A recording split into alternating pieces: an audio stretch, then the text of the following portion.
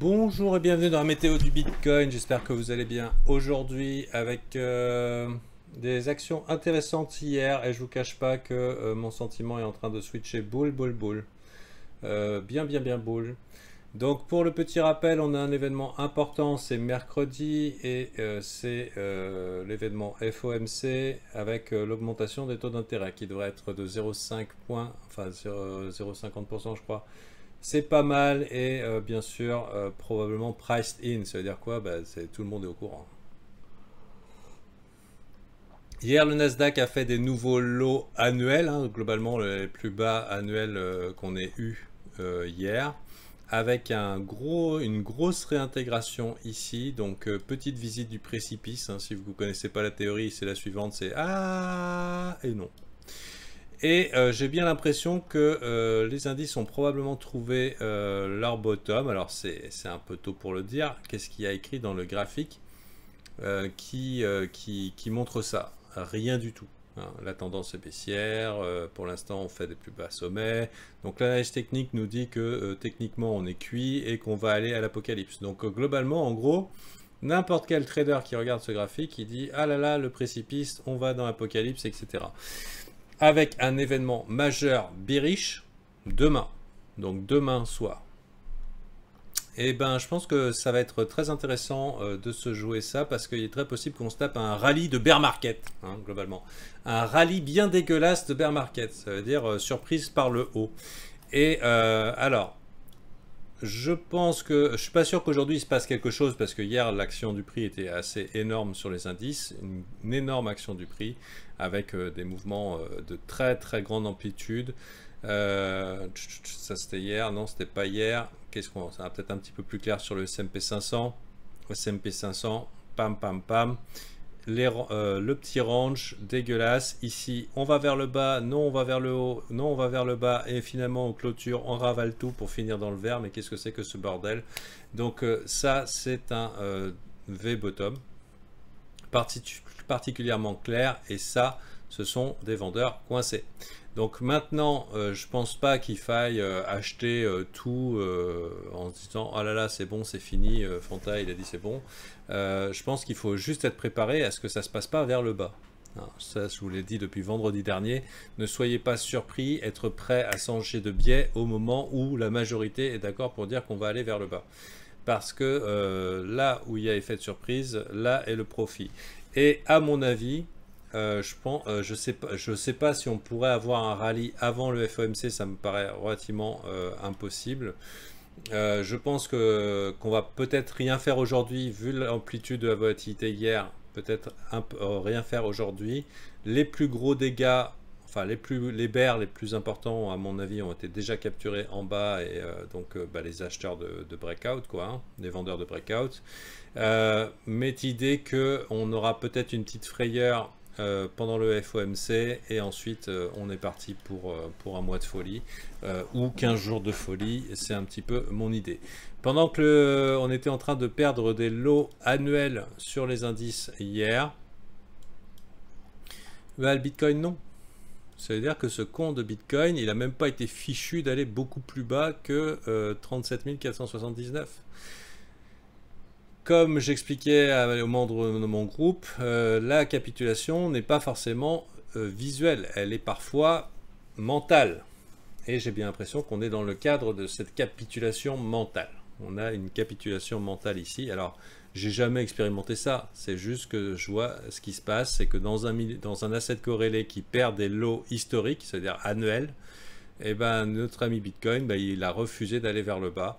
Ethereum pareil, beaucoup d'alts ont refusé de perdre leur lot. Donc là on attend quoi? Si ça veut pas aller vers le bas, peut-être que c'est en train d'acheter le manque de conviction pour à un moment peut-être se préparer un rallye. Toujours est-il que je n'ai pas l'intention, hier j'étais très bull, je m'étais positionné sur Ethereum pour finalement voir qu'on n'a rien fait cette nuit, hein, comme d'hab, on n'a rien fait, on est monté, on est descendu. Donc pour l'instant on est dans la phase de neutralité. Et probablement qu'aujourd'hui je vais rien faire parce que hier c'était découpage. Je vais me remettre de mes petites pertes, enfin mes petites, pas si petites, mais je me suis fait découper sur le passage avec une mauvaise gestion de mon risque, mais tant pis pour moi. Aujourd'hui, ça va être un petit peu plus calme parce qu'avec la volatilité d'hier, j'imagine qu'on n'aura peut-être pas grand-chose. Et probablement, je me remettrai au marché mercredi pour la session. Donc chez vous, ce sera à 20h. À 20h heure de Paris, qui aura l'événement et à mon avis un pic de volatilité. Alors, mon petit scénario est le suivant, c'est qu'il y a de fortes chances que pendant l'événement FOMC, on ait un dip qui revienne tester ses lows. Mais à mon avis, probablement le dernier pendant pas mal de temps. Ça, c'est que mon opinion. Après, je peux me planter et bien sûr, mon risque est géré, je ne vais pas miser la ferme. Je peux me remettre, je pourrais me remettre d'une idée qui est mauvaise. Mais a priori, le contrarianisme dans ce cas-là, dans ce crowded trade vers le bas, bon, j'ai pas l'impression que le Black Swan, ça soit vers le bas, quoi. Ça va descendre, comme c'est bizarre, hein. Ça descend depuis décembre, mais ah là là, comme c'est bizarre. Donc là, on est peut-être dans un événement sell de rumeurs, buy de news. Et à mon avis, je trouve que ces cryptos, hier, elles me rendaient relativement folle. Oula, fou. Ah, elles me rendaient relativement fou parce que on avait des indices qui voulaient aller vers le bas et pas qu'un peu, et elles, non. Elles ont l'air faibles, mais elles y vont pas. Ça veut dire quoi? C'est que les vendeurs sont bel et bien là. Donc maintenant, on attend l'inverse. On attend l'inverse, on attend de voir ce qui se passe quand on va à la hausse. Donc a priori, pas la peine de mettre la main dedans parce qu'il risque d'y avoir des gros pics de volatilité mercredi. Mais voilà, gros pic de volatilité et en attendant, probablement simplement se préparer avec la poudre. Des fois, alors dans le meilleur des cas, petite bougie de capitulation et c'est parti mon kiki. Dans aucun cas, juste surprise motherfucker. Donc a priori plutôt haussier. Ça me fait chier. Moi je la voulais, la capitulation vers le bas.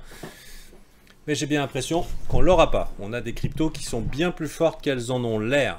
Donc alors maintenant, si les indices s'effondrent, Powell il dit non mais 0,5 c'est pas assez, vous vous rendez compte, on va faire 6% cette année, on vous nique 1% tous les mois, etc. Et que les indices vont blap, blap, blap, blap. Bon bah voilà, hein. Ce qui était fort mais qui n'arrivait pas à pousser ne sera que plus dégueulasse vers le bas. Mais à mon avis, je pense qu'il faut commencer probablement à penser haussier. Et donc c'est ce que je me prépare à faire. Et cette fois-ci, pas dans la position du trader. Dans la position et je pense que là, il va falloir tenir ses positions. C'est-à-dire qu'avant, je disais, on n'est pas dans un holder market, mais on va pas tarder à l'être. Voilà, on va pas tarder à l'être. En tout cas, c'est ce que je pense on va arriver enfin, après 4 mois, 5 mois de purge et de dégueulasserie, de désespoir complet pour les holders, où il n'y avait rien à faire, c'était juste, tu prends ce que le marché te donne et tu fais tes profits. Peut-être qu'on sera bon. Maintenant, la question qui va se poser, c'est quels seront les assets crypto qui vont surperformer si on a un rallye? Est-ce que ce sont ces assets qui ont perdu des lows historiques? Je pense à Sand, je pense à... A priori, elles sont vraiment dans un bear market. Il y en a qui tiennent. Est-ce que c'est des assets shiny un petit peu récentes comme Ape, etc., etc. Donc là, pour l'instant, je n'ai pas d'idée de quels seront les performeurs de demain. Est-ce qu'on aura un performeur comme on a eu dans les précédents rallyes, c'est-à-dire un Shiba, un Doge, un qui va prendre globalement tout l'argent? En général, de même, là, si vous avez une réponse immédiate, ouais, c'est tel truc, bon, vous pouvez le mettre en commentaire, mais sachez qu'en général, il y a élément de surprise. Si tout le monde est préparé que ce soit tel truc, ben c'est souvent pas le cas. Donc, pour sûr, Bitcoin a peut-être quelque chose à faire, Ethereum également. Maintenant, pour le reste, faut voir. Donc, personnellement, donc, je me prépare au côté haussier, en étant bien sûr disposé à avoir une grosse bougie de capitulation. Si j'arrive à l'attraper, c'est tout bon. C'est-à-dire, si on fait 37 000, 35 000, j'ai ce que je veux. C'est-à-dire qu'ajouté à la peur, on a une expression de peur intense et éventuellement, on fait quelque chose. Donc, et je pense à une mèche un petit peu comme ça, comme on a connu ici par le passé, pour terminer cette descente. Voilà, sur ce, c'était la météo du Bitcoin. Sachez que je vais mettre disponible aujourd'hui sur la chaîne ce soir une vidéo de formation que j'offre à mes poulains, aux gens que j'accompagne dans mon service. C'est la première leçon d'une formation de 10 leçons que je vous donne accès et à mon avis qui devrait vous faire du bien.